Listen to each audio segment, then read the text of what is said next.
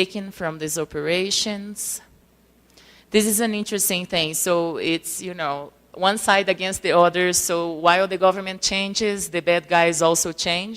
So they were painting their equipment in green in order to, you know, stop the flying operations to detect it. But in this case, they weren't very successful.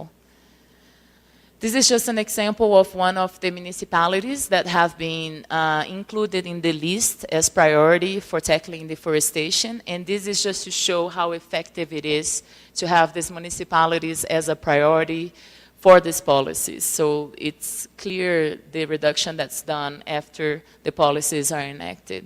Just one more example of the recognition of this work on the ground. There is an online system for areas that are embargoed, so you can, you know, this has something to do also with supply chains and how the information is used. The electronic system that's used by the operations on the ground to have the information from the satellite in order to be on the right places at the right time. This is a map of areas that have received fines from the command and control officers. This is another example of the system to control the transportation of wood. So it would be our flagged, our own national system. And this is the cost. Of course, this is not something that is cheap, not at all. As you saw, it takes a lot of manpower and also technology. And it costs money in terms of the money that's paid to the officers on the ground in blue, but also to the air equipment and everything else. So it has increased, the investments that the government has made throughout time has increased a lot.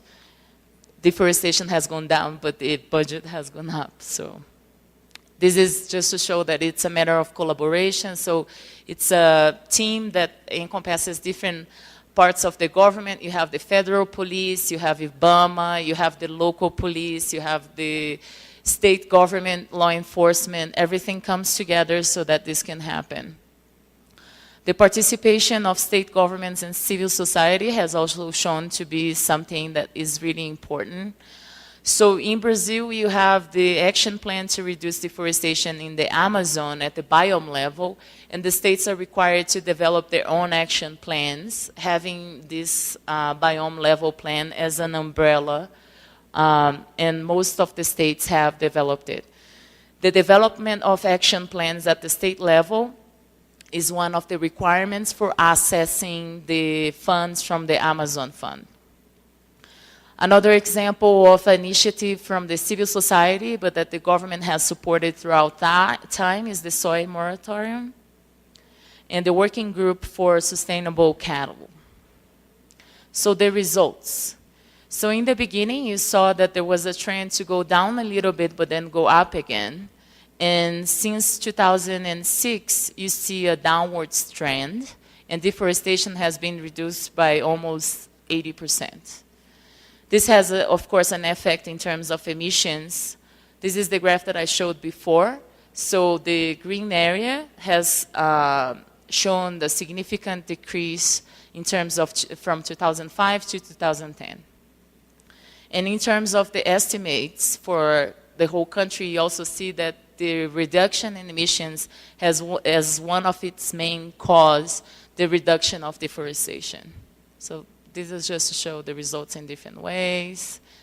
And the interesting thing about it, which was something that was said in the panel before this, is that sometimes you have to choose between developing and conservation. So protection and conservation are two sides of the coin. You either have one or the other one.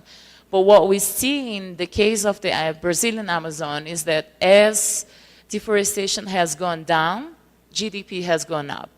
And this is just one of the graphs that we have. We also have a graph that shows that cattle production, agricultural inputs from different states in the Amazon area have also increased throughout time, even though deforestation has gone down. So there are ways in which you can foster development in a sustainable way, and this is what the Brazilian Amazon case shows. So what will be the next challenges for the third phase of the action plan that I talked about? We conducted an independent evaluation in 2011 of this plan in order to see what were the causes of the results that we achieved and what were the areas that could be improved. And some of the main challenges that we face right now in order to maintain the low rates of deforestation is what I mentioned before, is first that the areas are really reducing. The areas where deforestation is happening are smaller than 25 hectares. So in these areas, in order to conduct command and control actions, it becomes extremely expensive for very little results. So you stop deforestation in 25 hectares, but then you have a huge investment that's made there. So in these areas, command and control won't be as effective. You have to provide incentives so deforestation does not happen. So you have to change the way you operate from command and control to providing economic incentives. And that's a challenge because it demands long-term planning, and most governments, and they want to see short-term results. Monitoring, expanding the monitoring system for the other biomes is another challenge, but it's underway. Starting in 2015, we will have the annual monitoring of all biomes in Brazil. So we will actually have a national monitoring system for annual information starting in 2015, and gradually we will rebuild the time series to allow us to understand what were the trends and how can we use that in order also to receive compensation internationally. Getting the recognition, the international recognition of these results and effectively getting the payments is also another challenge. So far, we only received less than 10% of the payment for the results that we achieved. And that is not enough, not even close to enough, to support all the effort that has been gone underway.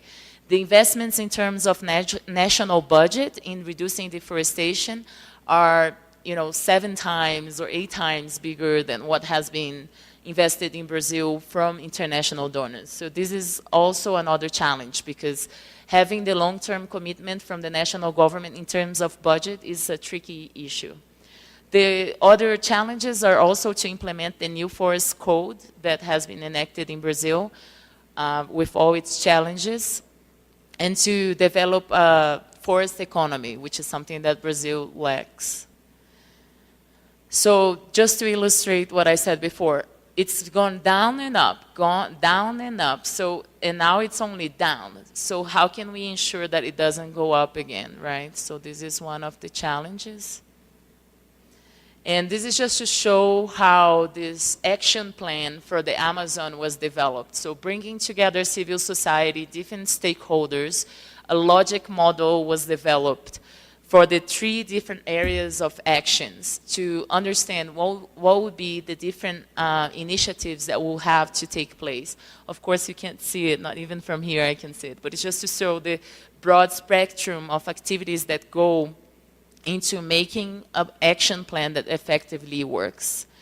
The focus so far has been in monitoring and command and control actions, and in the future should be in fomenting sustainable activities. This is just to show what I said before, that the distribution of the polygons has changed considerably. So you're going from large deforested areas to smaller areas where it's difficult to invest in command and control. Just, to show the decrease in area. And this is a policy that we are starting now, and the focus will be more and more to invest on that. So the production and protection initiative, thinking about the expansion of agriculture and how we can have more incentives for agriculture to be more productive, right? So not too productive right now, so there is a large room for improvement from the yellow to the green. Thank you.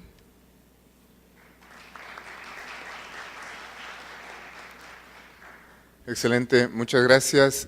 Con esto finalizamos las intervenciones del panel de países y estoy seguro que no pueden esperar a hacer preguntas. Así que mientras preparan sus preguntas, tenemos una actividad adicional y voy a invitar a Serena Fortuna de la FAO y a Gabriela Abate del Programa de las Naciones Unidas para el Medio Ambiente para compartir unas reflexiones sobre lo que acabamos de escuchar y después de eso inmediatamente vamos con preguntas para nuestro excelente panel. Serena, entonces vamos contigo.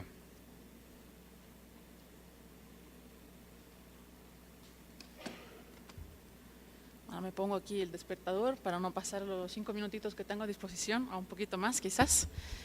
Entonces, sí, como decía Marco, aquí no vamos a dar una presentación muy amplia, sino que es simplemente una reflexión, ¿no?